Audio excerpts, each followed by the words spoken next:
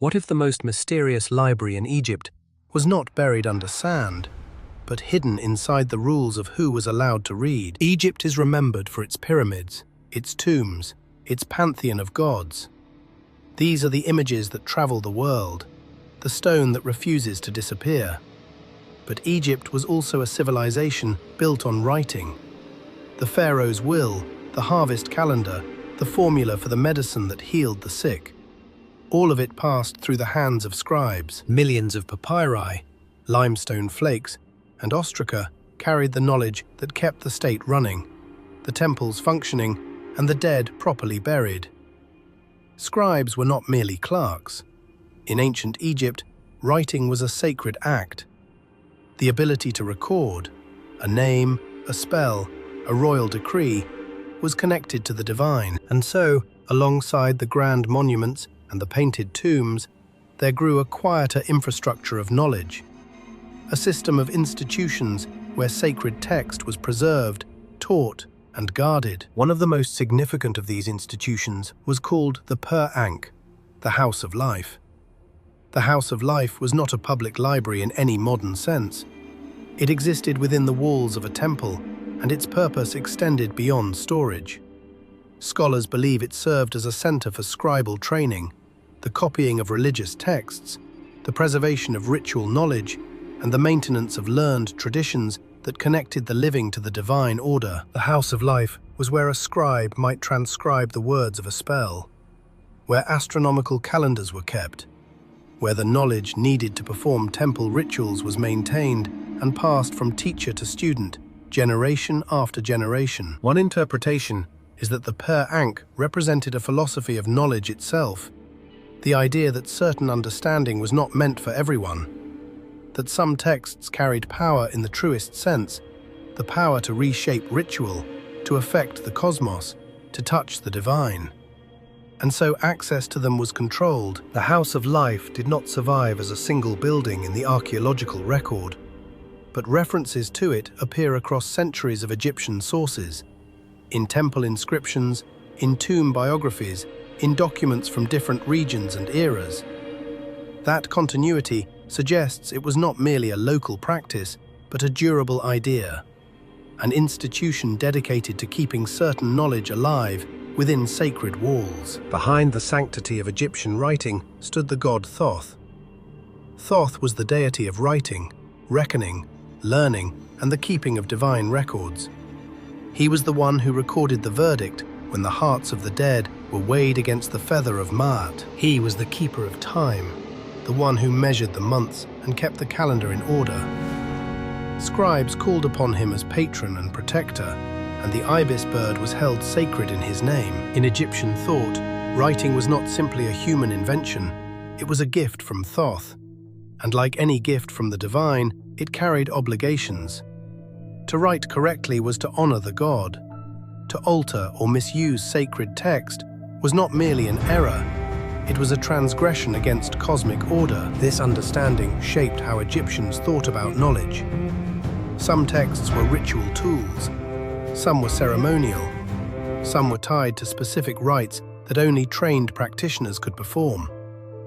The idea that certain writings were not for general circulation was not born of secrecy for secrecy's sake. It followed from the belief that writing itself was a sacred medium. Here is something worth considering.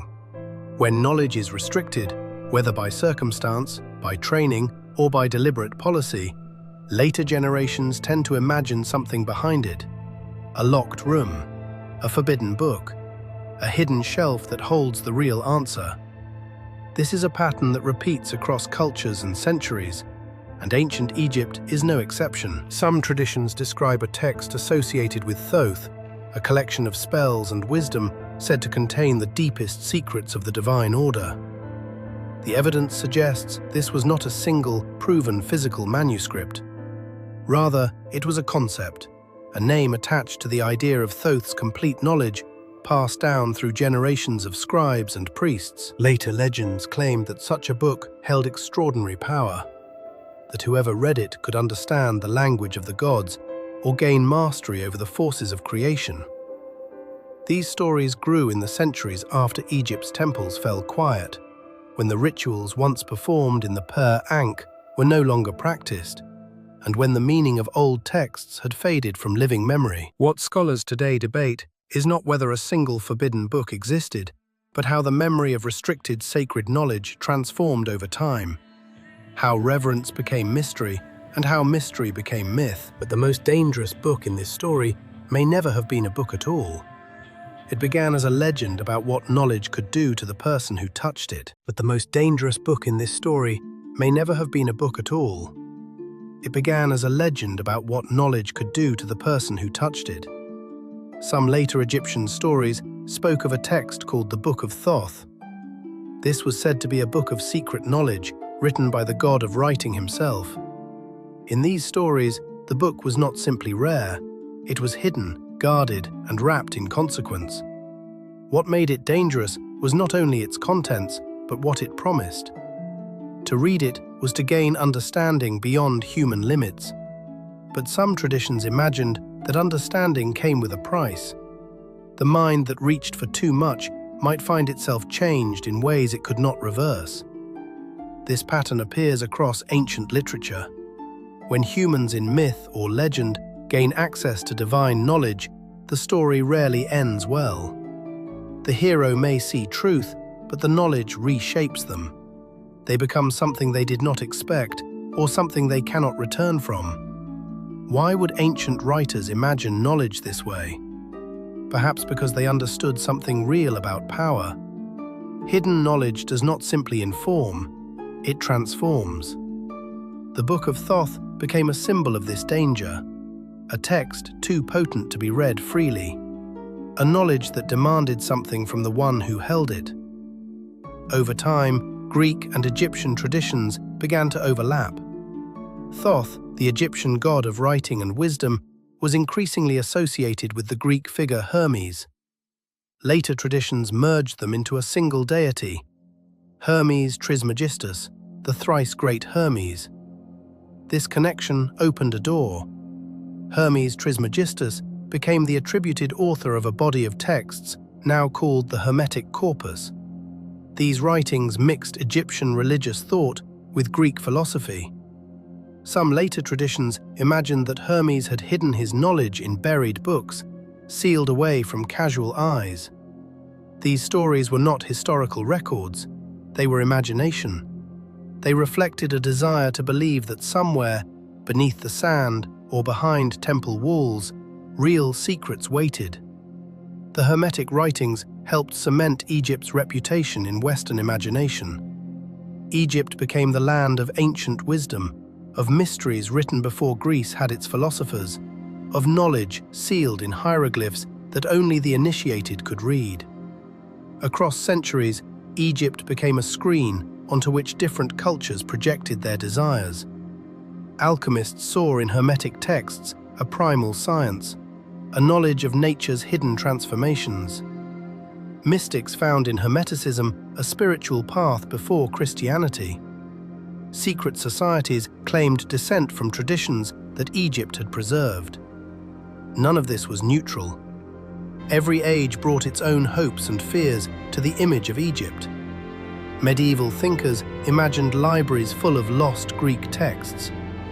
Renaissance scholars reread Hermetic texts as evidence of ancient wisdom that predated Christianity.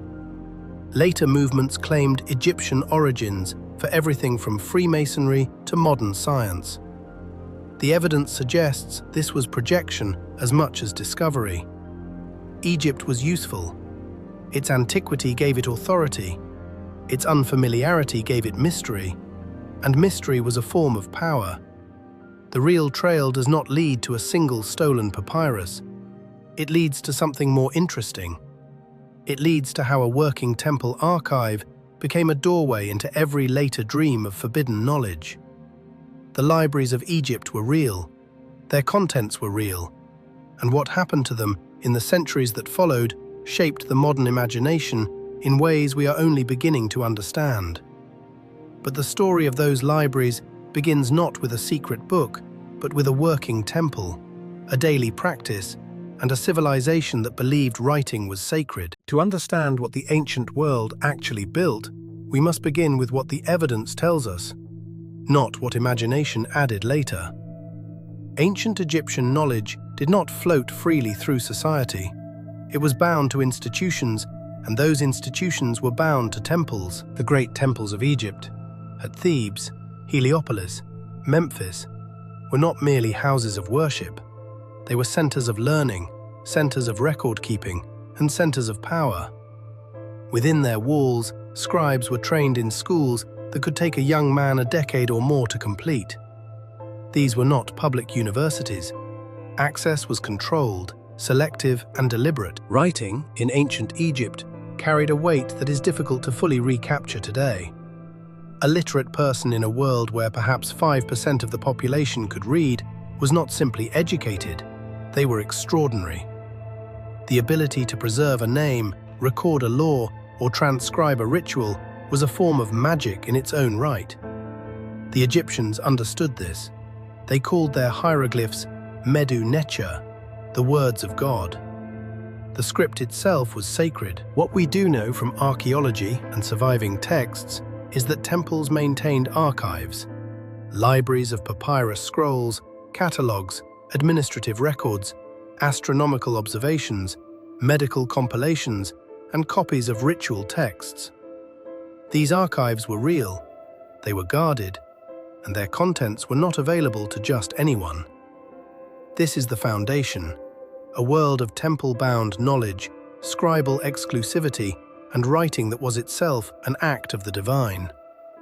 What came later, the legends, built on something real, but they transformed it into something else entirely. Over centuries, that real foundation, temples, scribes, guarded archives, was reimagined, and in the retelling, something extraordinary happened. The scattered temples became one great library. The many scribes became a single keeper of forbidden knowledge. The controlled archives became a room that no outsider could ever enter, protected by priests who held the key to secrets that could unlock the universe itself. One book, one room, one ultimate authority on everything humanity was not meant to know. This is the version that travels through time most easily. It is emotionally powerful because it answers a deep human need, the hunger for a single source of all wisdom, hidden away by those who understood more than the rest of us.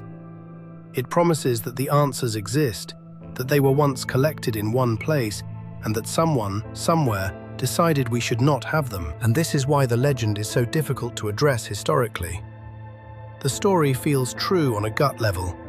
The evidence for it, however, is another matter. No ancient text describes a single, unified library of all Egyptian knowledge.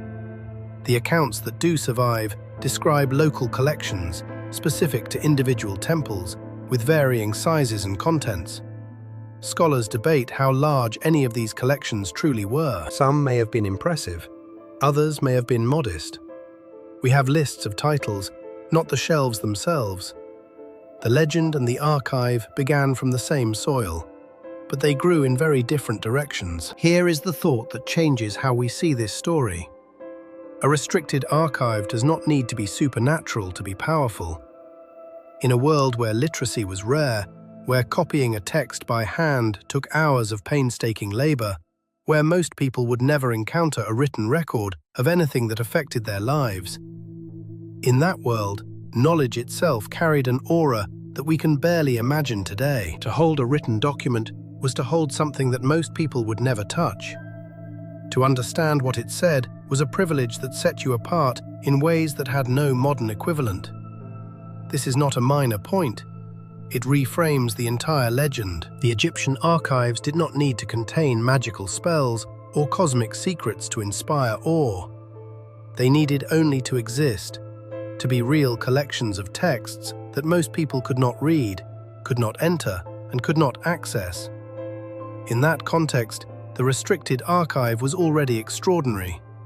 It was already divine in the way the ancient world understood divinity, as that which stands apart from ordinary human life, shaped by forces beyond common understanding. The legends did not invent the power of Egyptian knowledge. They translated it from the quiet, lived reality of controlled access into the language of myth. Forbidden knowledge does not require a forbidden room.